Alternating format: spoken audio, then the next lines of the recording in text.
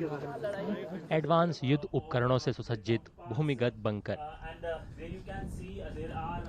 वास्तविक समय की खुफिया जानकारी से एकीकृत कमांड रूम, दुश्मन के ठिकानों पर तोपों से निशाना, चौबीसों घंटे निगरानी प्रणाली चालू, हवाई खतरों का मुकाबला करने के लिए तैयार एयर डिफेंस बंदूकें। इस तरह भारतीय सेना जम्मू कश्मीर के कुपवाड़ा में नियंत्रण रेखा पर ऑपरेशन सिंदूर के दौरान अपनी जमीन पर डटी रही और सटीकता के साथ दुश्मन पर जवाबी हमला किया। सीमा पार से गोलाबारी रुकने के बाद सेना ने अपनी शक्ति और संचालन की कुछ झलकें दिखाई।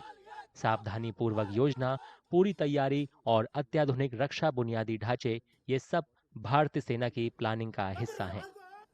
सीमा पार से भारी फायरिंग की वजह से बंकरों का बंदोबस्त भी समय रहते कर दिया गया था। बंकरों के अंदर तैनात सैनिकों के पास जीवन रक्षा किट, बिस्तर, पानी, राशन, दवाई और सुरक्षित संचार लाइनें हर समय सुरक्षा और युद्ध की तत्परता सुनिश्चित करने के लिए उपलब्ध थीं।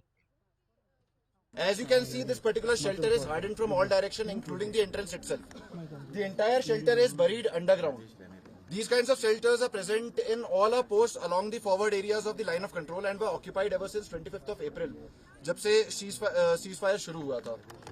And if you move inside, once you go inside, you'll see that it has been an endeavor to make it as comfortable as possible. Basic facilities like a toilet, bedding, lighting have been provided. Other than that, we have also kept a basic first aid kit inside this particular shelter. Water has been stocked and even ration, meals ready to eat and emergency ration for good about 72 hours have been stocked inside this shelter. We have also provided a telephone line inside this place so that troops staying inside this bunker can also communicate with other troops staying in other such bunkers.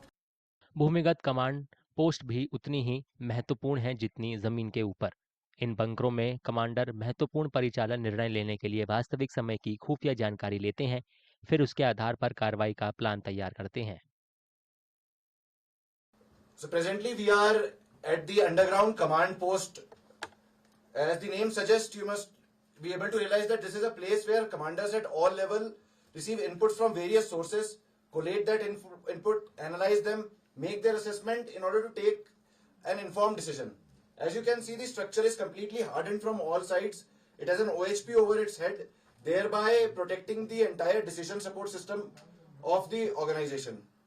Moreover, as you can see, there are a number of screens and monitors placed over at the walls over here. These screens and monitors relay feed of all our surveillance devices and electronic equipment deployed at the forward areas along the line of control. Operation Sindoor में तोपखाने की मारक क्षमता सबसे निर्णायक तत्व के रूप में उभरी, जिसने नियंत्रण रेखा पर सटीकता और प्रभुत्व दोनों का प्रदर्शन किया। पाकिस्तान की तरफ से भारत के रिहायशी इलाकों को निशाना बनाने के बावजूद भारतीय सेना ने एक संतुलित प्रतिक्रिया दी। केवल उन पाकिस्तानी ठिकानों को निशाना बनाया गया जो आतंकियों के लॉन्चिंग पैड थे।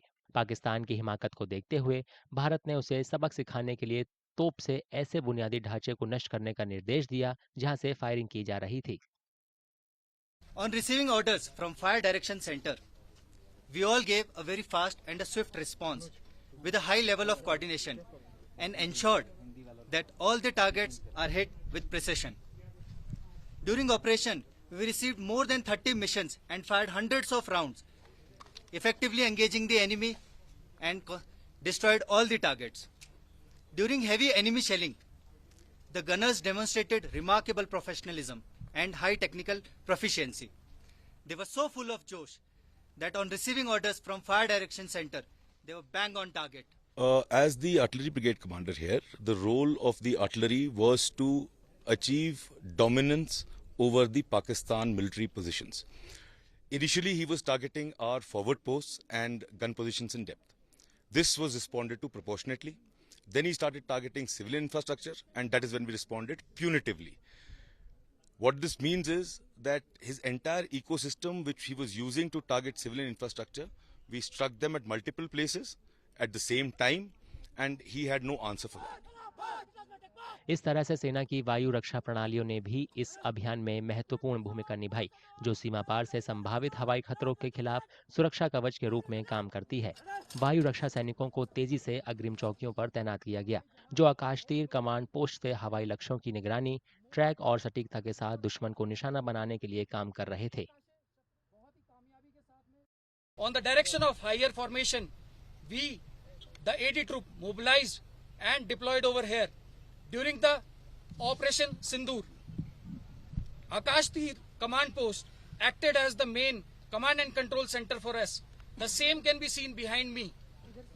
The vehicle placed right behind me is our command and control CP, from where we receive the early warning of the aircrafts which are taking off from enemy airfields.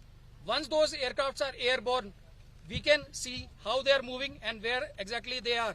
Based on that, we give our direction to our AD equipments placed right behind me. Operation Sindoor ने न केवल भारत की मारक क्षमता को प्रदर्शित किया, बल्कि इसकी जबरदस्त तैयारी और रणनीतिक गहराई को भी दुनिया को दिखा दिया। भूमिगत कमांड सेंटर से लेकर गरजने वाले तोपखाने और सतर्क हवाई रक्षा तक, भारतीय सेना ने साबित कर दिया कि वो हमेशा तैयार है दुश्मन की ईंट से ईंट बजाने के लिए।